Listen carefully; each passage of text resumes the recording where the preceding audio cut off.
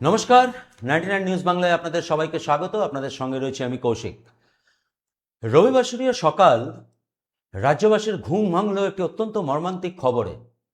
রাজ্যের বিধানসভার প্রাক্তন ডেপুটি স্পিকার, রামপুরহাটের পাঁচবারের বিধায়ক তথা রামপুরহাট কলেজের প্রাক্তন অধ্যাপক আশিস বন্দ্যোপাধ্যায়ের অস্বাভাবিক মৃত্যু। বাড়ি সংলগ্ন তার দলীয় কার্যালয়ে তার ঝুলন্ত দেহ উদ্ধার হয়েছে। এই খবরে কিন্তু শোরগোল পড়ে গেল গোটা রাজ্য জুড়ে।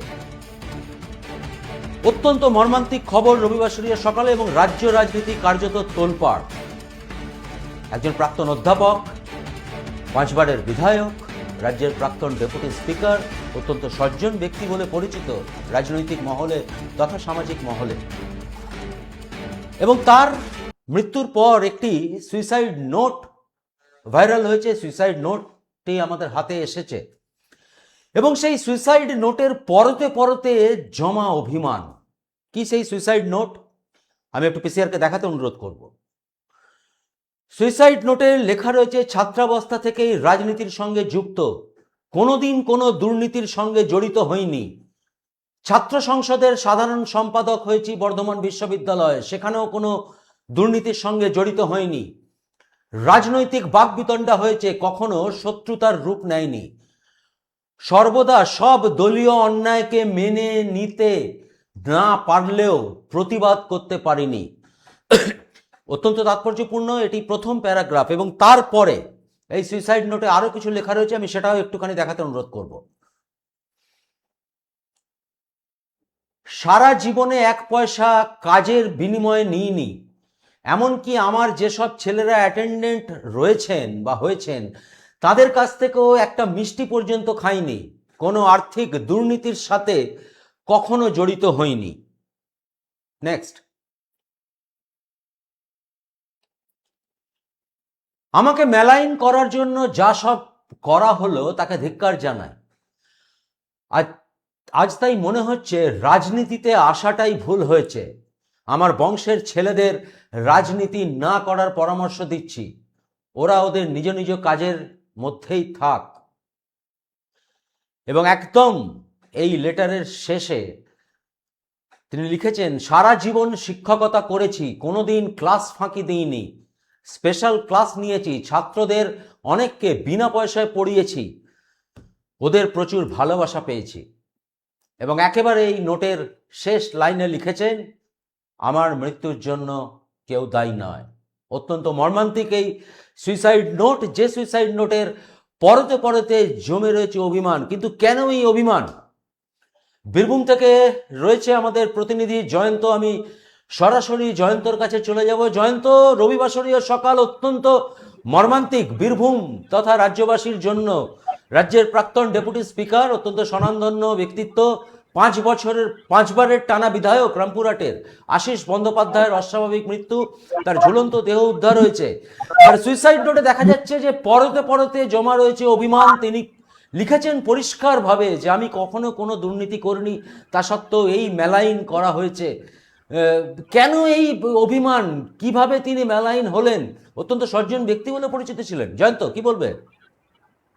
হ্যাঁ, যেটা বলছো কৌশিকা একদমই ঠিক। আজ সকালেই বীরভূমের রামপুরহাট তথা প্রাক্তন বিধায়ক তৃণমূলের আশিস বন্দ্যোপাধ্যায়, তিনি একজন অধ্যক্ষ ছিলেন না, রাজ্যের তিনি বিভিন্ন দপ্তরে তিনি কিন্তু মন্ত্রীও ছিলেন।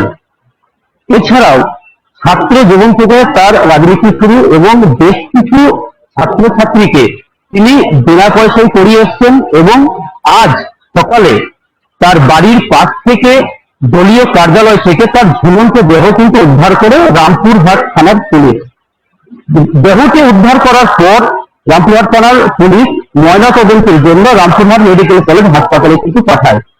এই ঘটনা, অর্থাৎ এই যে প্রাক্তন বিধায়ক তৃণমূলের তথা রাজ্যের বিভিন্ন দপ্তরের যে মন্ত্রী পদ সামলেছিলেন আশিস বন্দ্যোপাধ্যায়, তিনি আজ এই যে ঝুলন্ত অবস্থায় যে দেহ উদ্ধার হয়েছে, ঝুলন্ত অবস্থায় এই দেহকে উদ্ধারকে ঘিরে রামপুরহাট সহ বীরভূমে এক রাজনৈতিক কিন্তু চাঞ্চল্য সৃষ্টি হয়েছে। কিন্তু এই ঝুলন্ত দেহ উদ্ধারের ঠিক দেহটির পাশে একটা সুইসাইড নোট পাওয়া গেছে, এবং সেই সুইসাইড নোটে কি লেখা আছে? লেখা আছে, আমি দীর্ঘদিন যাবৎ, তিনি সুইসাইড নোটে যেটি লিখেছেন যে আমি দীর্ঘদিন যাবৎ অধ্যক্ষ করেছি, বিনা পয়সায় ছাত্রদেরকে পড়িয়েছি, আমি 1 টাকাও দুর্নীতির সাথে যুক্ত নই, এবং সবশেষে তিনি এটাও লিখেছেন যে আমার মৃত্যুর জন্য কেউ দায়ী নয়। তো একটা প্রশ্ন এখানে থেকেই যাচ্ছে, তাহলে যে আমার মৃত্যুর জন্য কেউ দায়ী নয়, তাহলে তিনি আজকে এই পথ অর্থাৎ আত্মহত্যার পথ কেন বেছে নিলেন, এবং এই আত্মহত্যার পেছনে কি কারণ রয়েছে? এই এই এই একাধিক প্রশ্ন কিন্তু এই রাজনৈতিক মহলে কিন্তু এক চাঞ্চল্যের সৃষ্টি হয়েছে। এর পাশাপাশি এই রামপুরহাট বিধানসভার তৃণমূলের প্রাক্তন বিধায়ক আশিস বন্দ্যোপাধ্যায়ের এই মৃত্যুতে শোকস্তব্ধ এবং চাঞ্চল্য ছড়িয়েছে রাজনীতির মহলে। অপরদিকে সরকার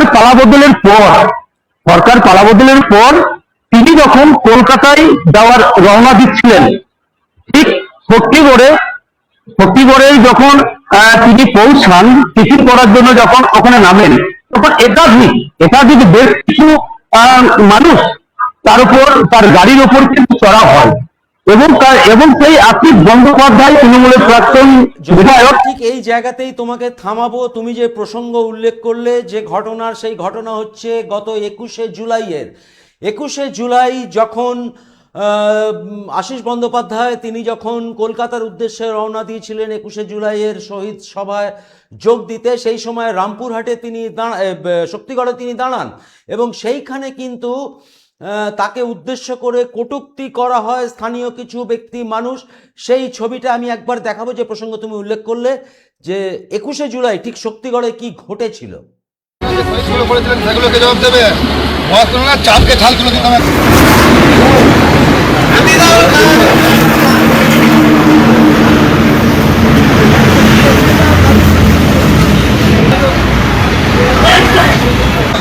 কি করতে যাচ্ছে?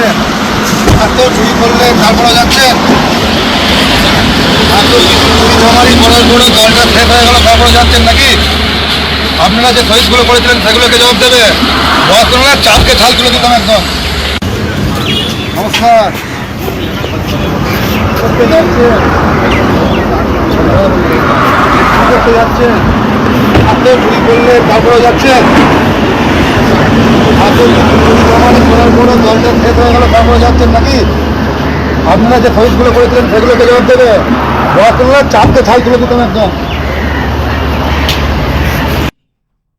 ঠিক এই ঘটনা নিয়েই কিন্তু কিছুক্ষণ আগে তৃণমূল বিধায়ক কুণাল ঘোষ তিনি একটি পোস্ট করেছেন সোশ্যাল মিডিয়াতে। সেই পোস্টটিও আপনাদেরকে দেখাবো। একেবারে এই ঘটনার কথা উল্লেখ করেছেন এবং এই ছবি দিয়ে তিনি পোস্ট করেছেন পরিষ্কারভাবে। সেখানে আমরা এই ছবিতে পরিষ্কারভাবে দেখলাম যে আশিস বন্দ্যোপাধ্যায়কে এক ব্যক্তি কিন্তু পরিষ্কারভাবে হুমকি দিচ্ছেন যে চাপকে পিঠের ছাল তুলে নেব বয়স্ক না হলে।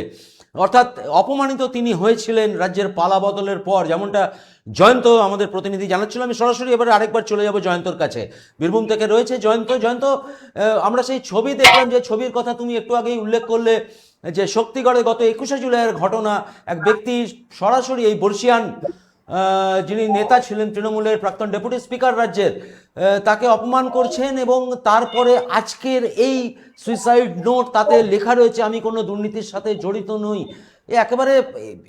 একেবারে তৃণমূল বিধায়ক কুণাল ঘোষ, তৃণমূলের মুখপাত্র, তিনি পর্যন্ত সোশ্যাল মিডিয়ায় সেই ছবি দিয়ে এই পোস্ট করেছেন। কি বলবেন? হ্যাঁ, তোমাকে আরেকবার বলি, এই যে বিষয়টা রাজ্যে পালাবদল পর যখন 21শে জুলাই রামপুরহাট থেকে তিনি কলকাতায় কিন্তু রওনা দিয়েছেন, শক্তিগড়ে কিন্তু নামে বেশ কিছু কাজের জন্য নামে, বা হয়তো টিফিন করতে নামে। তো এই গাড়িকে ধাওয়া করে বেশ কিছু যুবক ছেলে সেই আশিস বন্দ্যোপাধ্যায়কে লক্ষ্য করে তিনি একটা ওখান থেকে স্লোগান দেওয়া হয়, চোর চোর। এবং কি আপনি যদি বয়স্ক না হতেন, মানে বয়স্ক মানুষ যদি না হতেন, তাহলে আপনাকে পিটিয়ে পিঠের ছাল তুলে নিতাম, এমনই কিন্তু ওখানে মন্তব্য করা হয়।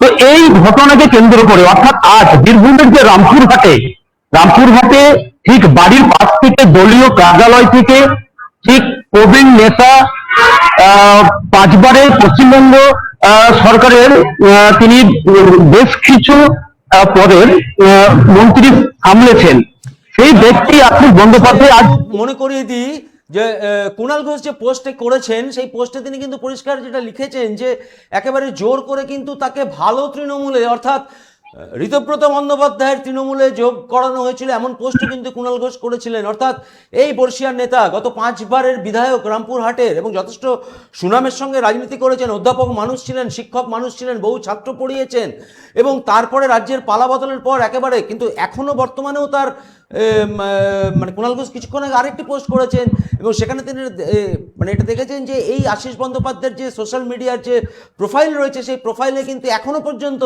মমতা বন্দ্যোপাধ্যায়, অভিষেক বন্দ্যোপাধ্যায়ের ছবি রয়েছে এবং অনেকটা জোর করেই তাকে কিন্তু এই ভালো তৃণমূলে নিয়ে যেতে বাধ্য করা হয়েছিল, এমনটা অভিযোগ করছেন কুণাল ঘোষ। কি বলবেন? হ্যাঁ দেখো দাদা, একটা ছবি দিয়ে তৃণমূলের মুখপাত্র কুণাল ঘোষ অলরেডি কিন্তু সোশ্যাল মিডিয়াতে কিন্তু পোস্ট কিন্তু করেছে। তো এই পোস্টকে ঘিরে কিন্তু এলাকায় কিন্তু একটা রাজনৈতিক মহলে কিন্তু আজ রামপুরহাটের যে বিধানসভার যে প্রাক্তন তৃণমূলের বিধায়ক আশিস বন্দ্যোপাধ্যায় তার বাড়ির পাশ থেকে দলীয় কার্যালয় থেকে তার ঝুলন্ত মৃতদেহ কিন্তু উদ্ধার করে রামপুরহাট থানার পুলিশ। তো এই ঘটনাকে কেন্দ্র করে যে ভালো তৃণমূল আর খারাপ তৃণমূল, অর্থাৎ এই ভালো তৃণমূলে যোগ করেছে বলে কি এমন ঘটনা ঘটেছে বা খারাপ তৃণমূলে না থাকার জন্য কি এমনটি ঘটনা ঘটেছে, তো এই সব জিনিসটাই কিন্তু বা গোটা বিষয়টা এখন কিন্তু অস্পষ্ট, সঠিক তথ্য কিন্তু এখনো পর্যন্ত কিন্তু জানা যায়নি। তো ইতিমধ্যেই জয়ন্ত, ময়না তদন্ত রামপুরহাট মেডিকেল কলেজে হচ্ছে, তুমি যেমনটা জানালে, ঠিক কটা নাকি ময়না তদন্ত হবে, কিছু আপডেট? হ্যাঁ দাদা, তোমাকে আরেকবার বলি, তো ঝুলন্ত দেহটিকে রামপুরহাট থানার পুলিশ উদ্ধার করে রামপুরহাট মেডিকেল কলেজ হাসপাতালে ময়না তদন্তের জন্য কিন্তু পাঠায়। তো এখনো পর্যন্ত যেটুকু সূত্র মারফত জানতে পারছি যে ময়না তদন্ত না হওয়া পর্যন্ত, অর্থাৎ পোস্টমর্টম রিপোর্ট না হাতে আসা পর্যন্ত প্রকৃত মৃত্যুর কারণ এখনো পর্যন্ত জানা যায়নি। তবে ওই আশিস বন্দ্যোপাধ্যায় যিনি প্রবীণ নেতা, তার দেহের কাছ থেকে একটা সুইসাইড নোট পাওয়া গেছে। সব শেষে যিনি নিজের হাতে লিখেছেন যে আমার মৃত্যুর জন্য কেউ দায়ী নয়। বেশ, ধন্যবাদ, অনেক ধন্যবাদ। জয়ন্ত ছিলেন আমাদের প্রতিনিধি বীরভূম থেকে, তিনি যেমনটা জানাচ্ছেন যার কিছুক্ষণের মধ্যেই ময়নাতদন্ত হবে রামপুরহাট মেডিকেল কলেজে এবং তারপরেই কিন্তু ময়নাতদন্তের প্রাথমিক রিপোর্ট এলে মৃত্যুর প্রকৃত কারণ জানা যাবে। তবে যে ঘটনায় কিন্তু তোলপাড় আজকের রাজ্য রাজনীতি, আশিস বন্দ্যোপাধ্যায় রামপুরহাটের 5 বারের বিধায়ক, রাজ্যের প্রাক্তন ডেপুটি স্পিকার, রামপুরহাট কলেজের প্রাক্তন অধ্যাপক, অত্যন্ত সুনামের সাথে গত 25 বছর ধরে রাজনীতি করেছেন। আজকে কি কারণে তার যে সুইসাইড নোট পাওয়া গিয়েছে, পরতে পরতে সে অভিমান জমা রয়েছে, ঠিক কেমন মানুষ ছিলেন আশিস বন্দ্যোপাধ্যায়, তার প্রতিবেশী, তারই কলেজের প্রাক্তন ছাত্র, তার প্রতিবেশী কি জানিয়েছেন শুনবো। খুবই খারাপ খবর, এর থেকে খারাপ খবর আর হয় না। দীর্ঘদিন ধরে বিরোধী রাজনীতি করলেও ওনার সঙ্গে ভালোই সুসম্পর্ক ছিল। ছোটো থেকে দেখে আসছি অধ্যাপক, আমরা ওই রামপুরহাট কলেজের ছাত্র, সেই সুবাদে খুব কাছ থেকে দেখা, প্লাস প্রতিবেশী, খুবই ভালো মানুষ ছিলেন, বিধায়ক ছিলেন। বিরোধী রাজনীতি করতে পারেন কিন্তু মানুষ হিসাবে অভিভাবক সমাজ ছিলেন। যে জায়গায় রাজনীতি করি আমরা সব একসঙ্গে উৎসব পালন করি। গতকালও উনি অরবিন্দ জন্মদিন পালন করেছেন, পতাকা উত্তোলন করেছেন, স্বাভাবিক সঙ্গে হাঁটাচলা করতেন। মনের মধ্যে কি আলোড়ন চলেছে আমরা কখনোই অনুধাবন করতে পারিনি। খুবই খারাপ লাগছে, এর থেকে বাজে খবর আর হয় না রামপুরহাটের রাজনীতি। খুব ছোটো থেকে যবে থেকে বড় হয়েছে আমাকে বিরোধী পরিসরে রাজনীতি করতে দেখেছি, বাবা আমলেও দেখেছি, এতে দেখেছি। সবসময় ক্ষমতা রাজনীতি থাকতেন, নিজের সক্রিয়তা, নিজের মেজাজে, নিজের যোগ্যতাতেই উনি রাজনীতির শীর্ষে অবস্থান করতেন গোটা রামপুরহাট মহকুমা তথা জেলাতে। কি এখন ঘটনা যে উনি আত্মবিশ্বাস হারিয়ে ফেললেন, এই ধরনের ঘটনা পরম্পরা কি হচ্ছে সেটা পুলিশ তদন্ত করে দেখুন, আমাদের কিছু খুঁজে পাচ্ছি না এই মুহূর্তে। শোকের আবহাওয়া থেকে না কাটালে আমরা এখন বুঝতে পারছি না কি হয়েছিল, কি ঘটনা, কি ঘটেছিল, কি কারণে এরকম নিলেন। 2026-এর বিধানসভা নির্বাচনে এই রামপুরহাট কেন্দ্র থেকে আশিস বন্দ্যোপাধ্যায়কে পরাজিত করে যিনি জয়ী হয়েছিলেন বিজেপির টিকিটে, ধ্রুব সাহা বিধায়ক, এই মুহূর্তে তিনি আশিস বন্দ্যোপাধ্যায় সম্পর্কে কি বলছেন শুনবো। দেখুন, যে কোনো মৃত্যুই বেদনাদায়ক দায়ক। আশিস ব্যানার্জির মৃত্যু অত্যন্ত দুঃখজনক ঘটনা। আমরা পরিবারের প্রতি সমবেদনা জানাচ্ছি এবং আশিসবাবুর এই আত্মহত্যার কারণ জানতে নিরপেক্ষ তদন্তের দাবি জানাচ্ছি। পুলিশ তদন্ত করুক, প্রয়োজনে কোন নিরপেক্ষ এজেন্সিকে দিয়ে তদন্ত করানো হোক। কেন জীবনের শেষ প্রান্তে এসে একজন 25 বছর বিধায়ক থাকা একটা ব্যক্তি কেন আত্মহত্যা করলেন, কেন তাকে আত্মহত্যা করতে হলো, এ নিয়ে স্বাভাবিকভাবে প্রশ্ন আসছে। আমরা এই ঘটনার প্রকৃত কারণ জানতে চাই, বীরভূমের মানুষ জানতে চাই একটা মানুষকে কেন আত্মহত্যা করতে হলো। আমরা আমাদের দিক থেকে আশিসবাবু পরাজিত হয়েছিলেন, 25 বছর বিধায়ক ছিলেন, আমি নিজে গিয়ে তার বাড়িতে প্রণাম করে এসেছিলাম। যেদিনকে গেছিলাম মনে হয়নি যে তিনি আত্মহত্যা করতে পারেন, কিন্তু আজকে তাকে আত্মহত্যা করতে হয়েছে। দলীয় কিংবা তার পারিবারিক কোনো কারণ আছে কিনা তদন্ত করতে হবে। আমরা মনে করছি এই ঘটনার পিছনে অনেক কারণ আছে, সেই কারণগুলো সামনে আসা উচিত। অত্যন্ত তাৎপর্যপূর্ণ মন্তব্য করলেন রামপুরহাটের বর্তমান বিধায়ক বিজেপির ধ্রুব সাহা। এবং তিনি যেটা বলছেন যে পরিষ্কার তিনি এবারে আশিস বন্দ্যোপাধ্যায়কে পরাজিত করেছেন এবং জয়ী হওয়ার পরে তিনি গিয়ে তাকে প্রণাম করে এসেছেন। অত্যন্ত সজ্জন ব্যক্তি, রাজনৈতিক মহলে এবং সামাজিক মহলে অত্যন্ত সমাদৃত ছিলেন তিনি, যেমনটা তার প্রতিবেশী তার প্রাক্তন ছাত্ররা বলছেন, বিরোধী রাজনৈতিক দলের ব্যক্তিত্বরাও বলছেন। অর্থাৎ সামাজিক এবং রাজনৈতিক মহলে কিন্তু স্বভাবতই শোকের ছায়া এবং তার পাশাপাশি চাঞ্চল্য যে কেন এই অস্বাভাবিক মৃত্যু হলো, যদিও এখনো পর্যন্ত এটা আত্মহত্যা নাকি এর পেছনে অন্য কোনো রহস্য আছে এটা ময়নাতদন্ত না হলে ইতিমধ্যে সেটা বলা যাবে না। রামপুরহাট থানার পুলিশ ইতিমধ্যেই কিন্তু গোটা ঘটনার অত্যন্ত গুরুত্ব দিয়ে এর তদন্ত শুরু করেছে, ফলে সেদিকেও আমাদের নজর থাকবে। আর আগামী সব খবরের জন্য আপনাদের নজর থাকুক 99 নিউজ বাংলায়। আপনারা দেখছেন 99 নিউজ বাংলা, বদলাবো আমরা। আপনারা দেখছেন 99 নিউজ বাংলা, বদলাবো আমরা।